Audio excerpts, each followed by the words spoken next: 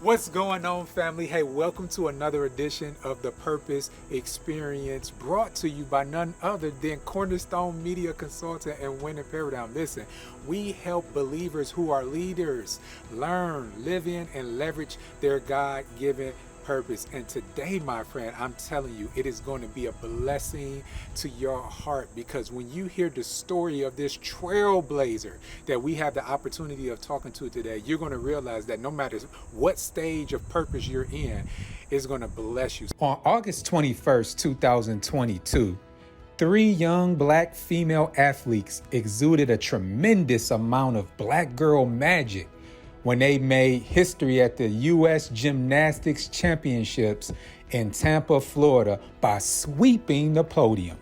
Yeah, many of us are aware that these young athletes are following the footsteps of powerhouse black gymnasts like 25-time world champion Simone Biles, or the first African-American gymnast to earn an Olympic all-around title, Gabby Douglas. But are you aware that there's a young black trailblazer named Kanisha Rounsaville in Cleveland, Ohio, that's adding fuel to the black gymnast fire by blazing a path for young black kids who aspire to be gymnasts? And did I mention that she's the only African-American female owner of a gymnast and cheerleading facility in northeastern Ohio? She was so kind to allow us to come to the facility. So let's go talk to the trailblazer, Kanisha, right now. Follow me, my friend. Hello. The first, ladies and gentlemen, the first black and female cheer and gymnastics owner that I know of. Now, it may be some others out here, but she's the only one I know of. And to be honest with you, I think you're the only one in our area in northeastern Ohio. So let's just pause for the cause and clap it up. Come on, come on. Even in the comments, I want you to, put some clapping hands in the comments, because that's a big feat. Give it up for none other than Kanisha. Kanisha, what's going on? Hi, thank you so much for coming. Now, how accurate was I with what, just in case of people thinking that I'm just making things up, how Sure. accurate was what I just articulated? Sure. I would say, to my knowledge, I am currently the first black and female-owned gymnastics, cheerleading, and tumbling facility in Northeast Ohio. And tumbling. See, I just said cheer and gymnastics. He said and tumbling facility. But listen, it's a reason why you're here today. I want the people to peek in on your story, because I believe that they're going to be able to be blessed by, just all the wonderful things that you got going on. Because to be honest with you, Kanisha is a hidden gem. That's the reason why we're having this conversation today, because I found out what she was doing. I'm like, oh my goodness, she is killing it for the community, and female. And well, that's not rare in this field, but it is rare when you're a female and black and you own the place. So since you own the place, why don't you go ahead and show us the place? Yes, sir. Let's go. Let's go.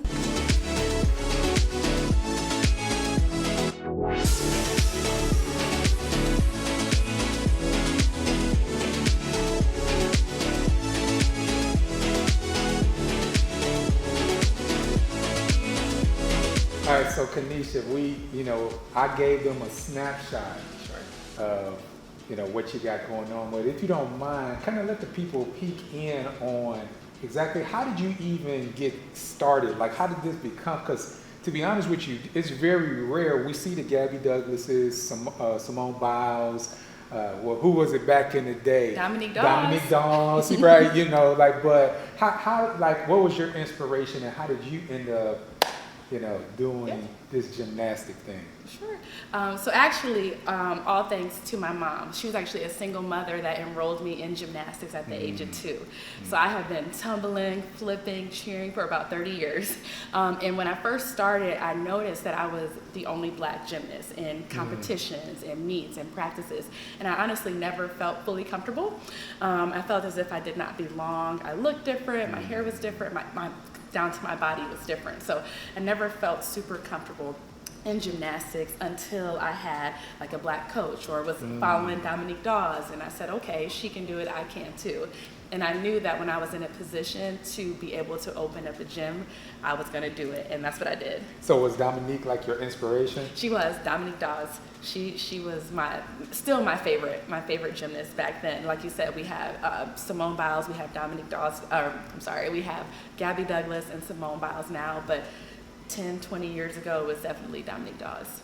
Fantastic. Now, what is something about your journey that you can kind of tell us about on how you actually continue to go along with it? Because you mentioned that your mother signed you up when you were 2, but at some point, I know that you had a little bit more influence on what you were going to do. So what made you actually stick with it? Sure.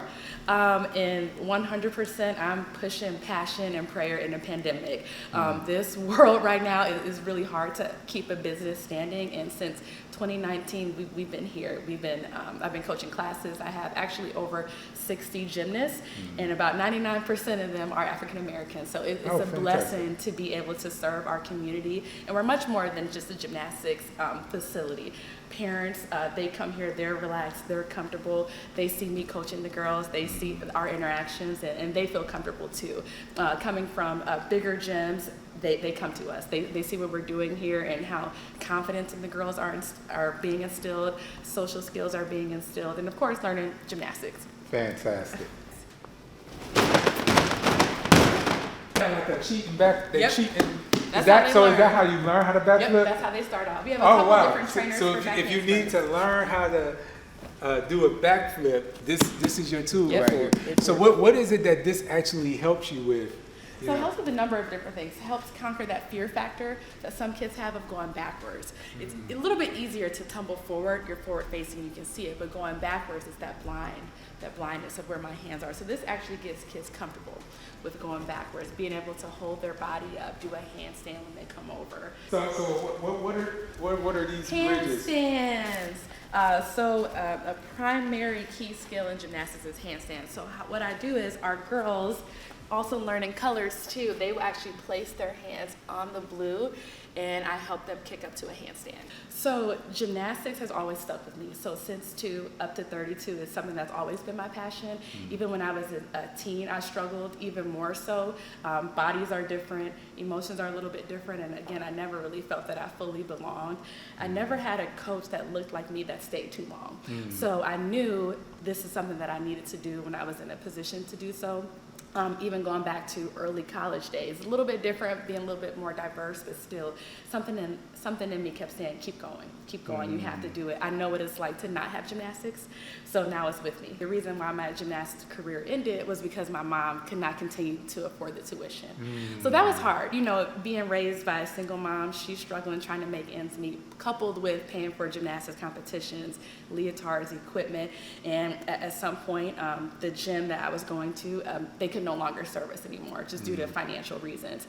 So I knew that, from age 18 up until I would say probably 25, I struggled knowing, okay, is this for me? Do I need to keep trying to do gymnastics, trying to open up my own gym? There's some pain that comes with opening a business. But again, it kept coming back to me, whether it was in Kent State Gymnastics or coaching at other gyms. It's something that I needed to do. It's something, that little ear in your voice saying, keep going. And that's what's kept me going. Well, I love that Kanisha is so prompt. She's always on time, very encouraging. Her communication is amazing. Sends out emails in advance, and then she really encourages the kids with educational components as well. Ask them colors, ask them different questions, open-ended questions, numbers, having them count. So not, in addition to the physical activity component, she's also touching on those cognitive skills. Pootie, what is your favorite things to do here in gymnastics? Would you say bars, handstands, the beam? What do you think? I think the handstands, but the most thing about here is my favorite is Kanisha. She made this whole thing white, and she write it down to make a whole building. It was so amazing. So I give her an opportunity to make the whole world nice. So go ahead, Mama. Yeah, so I think her also being an advocate for young women and young girls that look like her, that representation is so important. So we love it here at Balancecheer&gym. I think classes here with Coach Kanisha is great. I think she does a really great job with the kids. I know it's kind of hard to keep, 6 and 7-year-olds under control, but she does an excellent job. Zane, how do you feel about how you like the class? Good. What you like about it? Bars. And flips. Bars and flips, working out. Zane does pretty good. How is it that you got clarity on how you needed to move forward? Sure, and it wasn't a quick answer. So post college, I graduated in 2012. So worked a few jobs. I was very big on not taking out any loans.